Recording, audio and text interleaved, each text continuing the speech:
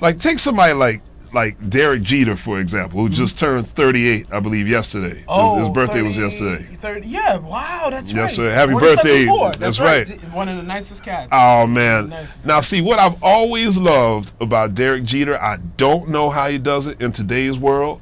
What was that? He keeps his business out of the paper. I know. I don't know how he does it, man. And he doesn't try to put it out there like, and that's like what a teammate of his that I mentioned earlier.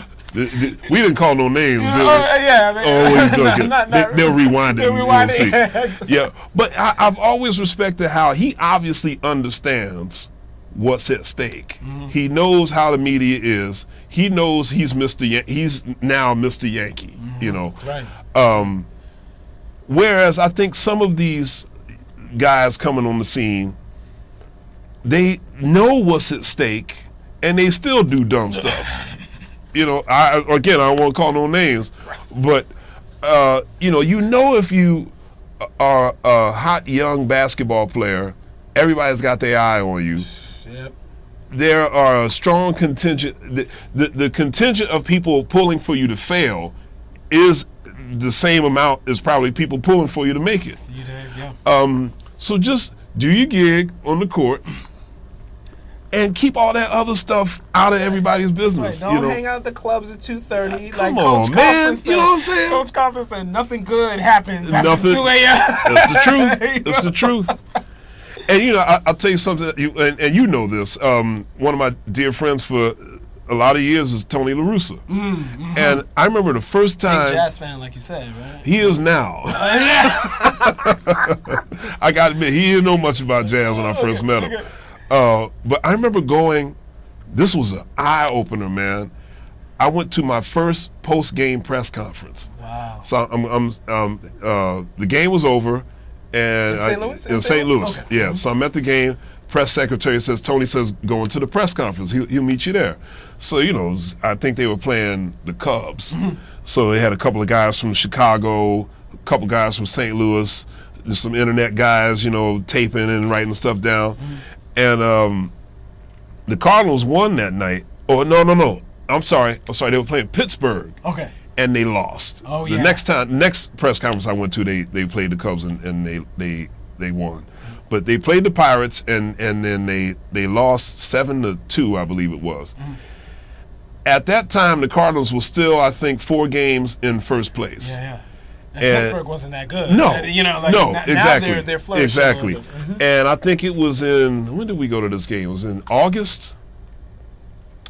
So anyway, I'm watching this press conference and I'm listening to these questions come through. Oh, boy. And they're like, well, Tony, do you think it was smart to... And, you know, LaRussa is just like, well, you know, this is the way I've always done it. And, you know, he just didn't have a good game tonight. And I'm started asking these questions. If they play... was it 100 and how many games? 162 games. And basically the same thing happens every game. I'm just talking like the process of how baseball happens. Mm-hmm. You manage a game, either the guy's going to hit the ball or he's not. Right. He's either going to strike the guy out or he's not. How much news really can you extract from that same thing every night? And so I'm watching Tony answer these questions, these same questions that he gets every night. And I'm thinking, man, you got to have a lot of patience to do something like that. Right. So now here's what the part that tripped me out.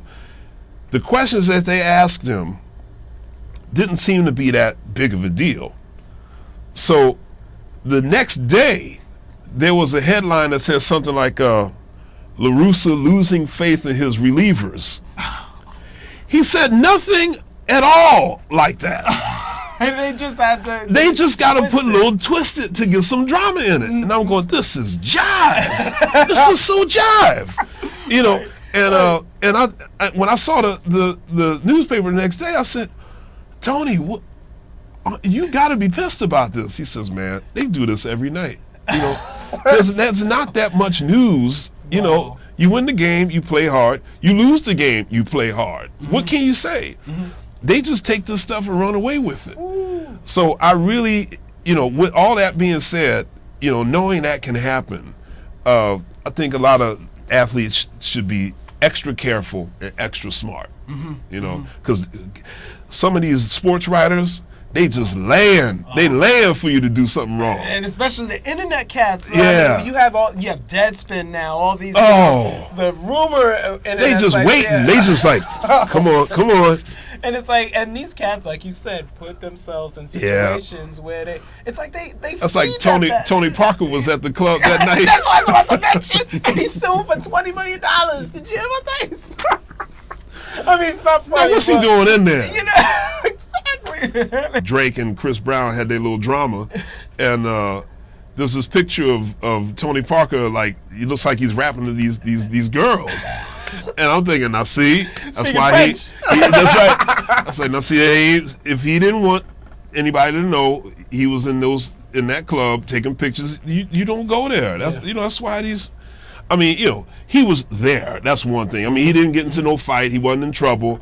But I feel sorry for athletes, man. They always got somebody chasing after them, man, right. Looking to bust them on something. Right. Any little thing. Yeah. And then, here's a guy, I'm watching Tony LaRussa, and he pretty much says nothing, and the guy makes up a headline.